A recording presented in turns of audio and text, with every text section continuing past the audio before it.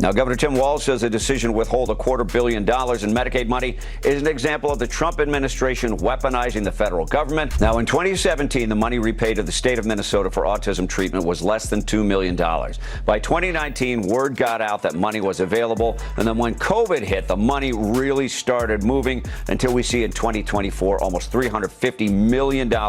And the fact that there are so many people handing out millions and billions of dollars of federal Medicaid money without even confirming that they're doing the thing that they say that they're doing, it's a disgrace. It's a defrauding of the American taxpayer, and we're stopping it.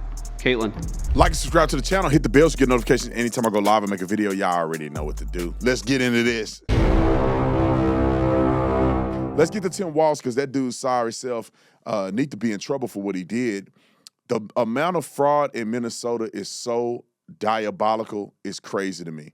And I honestly think that Tim Walz needs to be held accountable to some degree, because there is no way that you have billions of dollars of fraud in your state as the governor and you have no idea what's happening. That's just like a CEO of a company having fraud go on in your company and you going, I just didn't know. Well, that don't cut it. All right, let's roll a Fox News clip about Tim Walz and his autism fraud. Roll it. And Martha, the fraud in Minnesota happened on a number of different platforms. The vice president and Dr. Oz yesterday focused on the autism treatment centers. And the allegation is that the treatment centers would encourage parents to get a bogus diagnosis that their kid was autistic. The treatment center would then get a check and the parents would get a kickback. The treatment centers could not receive surprise inspections because they were not licensed. Now that licenses are required, only 6 out of more than 500 centers are even applying for the provisional license. Dr. Oz says this goes all the way to the top of state leadership. This is not a problem with the people of Minnesota. It's a problem with the leadership of Minnesota and other states who do not take Medicaid preservation seriously. Any delay in services is going to be, should be laid at the seat of Governor Walz. Now, Governor Tim Walz says a decision to withhold $250 million in Medicaid money is an example of the Trump administration weaponizing the federal government and punishing the people in a blue state.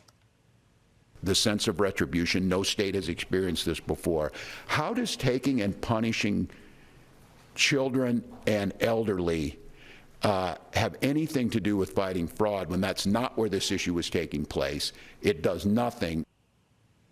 Now, in 2017, the money repaid to the state of Minnesota for autism treatment was less than $2 million.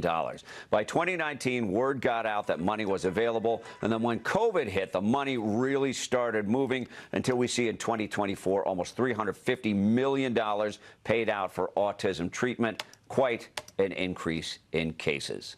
Indeed. Martha, back to you. Mike, thank you very much. In the world of policing and investigations, this is what you call a clue, right? This is what you call probable cause, or you could call it reasonable suspicion. When you see numbers like this, you have to look into it. Let me talk to the parents for a minute. If you've ever had that quiet feeling in your gut, wondering who is really shaping your child's values when they walk into a classroom, you need to watch this. There's a documentary on Angel called Off School Property, and it helped me understand what's really happening in school. It breaks down how the Bible, which was once fundamental in American education, slowly disappeared from the classroom. And when truth was pushed out, something else filled the vacuum. But here's what I appreciate about this film. It doesn't just diagnose the problem, it offers a real solution. It shows how families can legally and respectfully bring scripture back into the student's life off school grounds, no chaos, no breaking rules. Just parents stepping back into their rightful role as the primary guide in their child's moral foundation. I walked away informed, not afraid. This isn't about panic. It's about clarity. It's about courage, and it's about responsibility. And Angel is one of the only platforms willing to release films that ask hard questions and actually point families towards hope. If you're a parent, this is a film that you need to see. Watch Off School Property now on Angel and discover how families can restore truth and faith for the next generation, right? Because just say if your bank account, put that back on the screen if we got that chart. We could put 605 on there. If your bank account went from $1 million to $343 million in just this amount of years, I don't know how many years that is. 7, 1, 2, 3, 4, 5, 6, 7. They said, hold on, 1, 2, 3, 4. Yeah, 14. 24 is 7, 7, 14. All right. my math skills, I haven't been in school in a while. But in 7 years, if I go from making $1 million to $343 million, like, just say it was a good thing. I think it should be looked into. I should sit down with my accountant. I should sit down with my COO. I should sit down with people and say, what did we do to jump in money like this? Because we need to keep this up, right? And so now when you see it in the wrong direction, meaning that we are now, just say that this was a vendor and I was paying a marketing company $1 million in 2017, and then I end up paying them $343 million in 2024 in 7 years. Somebody got to check and say, for that level of increase, by like 340% or 300 times, that's 340 times the number you had. All right, come on, let's go. Let me get the second clip of J.D. Vance. I just want to touch on this because Tim Walz and them acting like our government, the White House, is just being punitive towards them. Listen to what J.D. Vance said is the only requirement for them to release the funds, because Democrats and your sorry cousin them are going to be out here saying, look, they just taking money from a blue state. They explain to me how Tim Walz and the government in Minnesota cannot do this simple thing. Roll the clip. Want to be in a situation where the state of Minnesota is being so careless with federal tax dollars that we have to turn the screws on them a little bit so that they take this fraud seriously. You heard Dr. Oz say this. Tim Walz could call him, could call me, could call anybody in the administration, and we've given him 60 days to respond to this. All we need the governor and the administration in Minnesota to do is something quite simple, which is to show that before you give Medicaid funds to somebody, you're taking seriously whether they provided the services that they say that they're providing. And the fact that there are so many people handing out millions and billions of dollars of federal Medicaid money without even confirming that they're doing the thing that they say that they're doing, it's a disgrace. It's a defrauding of the American taxpayer, and we're stopping it. You know, there's times where I'm like, am I biased? Am I tripping? Am I just, because it's on our side, I'm just kind of like overlooking stuff? And then when you hear things, you're like, that is so simplistic. In any capacity of life, that's the legitimate way to deal with business. Are you really doing what you say you're doing? And if you are, we're good. If you're not, that's a problem. Here's Tim Walz's response. Roll it. What do you think is behind this, from the immigration action? If I knew what went on in Donald Trump's mind, I think the world would be really glad to hear me say what it is. I have no damn idea, Mary, what they're thinking. Does it feel disproportionate? Yeah, because I think the number is now 19 billion, according to the president. And, you know, look, the thing about that is, and we've been very candid and open trying to solve this, misinformation doesn't help us fix fraud. Saying false numbers like this doesn't get to the reality of this, the actual tools to do it. Look, I see no other way to view this than I take him for his word when this is reckoning and retribution. They used false pretense to come in on Metro Surge, and we saw the catastrophic damage that was done and the deaths.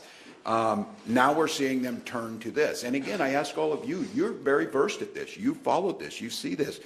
So they're going to freeze the money because of fraud. What specific fraud? What did you see that the state didn't do? You've been hearing this. We've been doing all these. They gave you not one single grain of this happened that's fraud. And as we know, it doesn't make it right. This is in every state. And the numbers are bigger in other states because they're bigger. And they're doing nothing. And they're being very specific about this. And look, I don't know when sometimes somebody says that enough is enough. This is a targeted retribution against a state that the president doesn't like. The real shame in all this is a state that does health care as well as anybody. Healthcare outcomes, healthcare access, healthcare providers. We do it as well as anybody. And this Medicaid piece, I don't know how you can't use this statistic.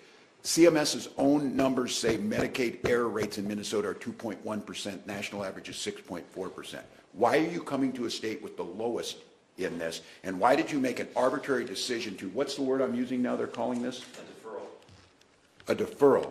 It's not. It's a ransom note. It's the same stuff they did. They sent that on January 6th of when they're threatening us, and then what they wanted, voter rolls, they wanted everything else. So look, I've asked the president, we're tackling this. We want to partner with you.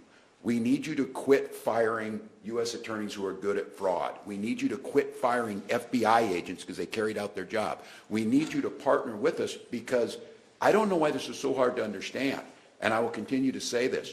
You can trust me on this. The person who's angriest about this fraud is me. There is certainly no political upside to having fraud in your state, and it undermines the very program that I have spent a lifetime advocating for and trying to implement, and we have got criminals. It seems like the Republicans, the only people they're not concerned about in this is the actual criminals, standing with the criminals. This president has pardoned people who took part in Medicaid fraud, who were responsible for paying back almost $300 million.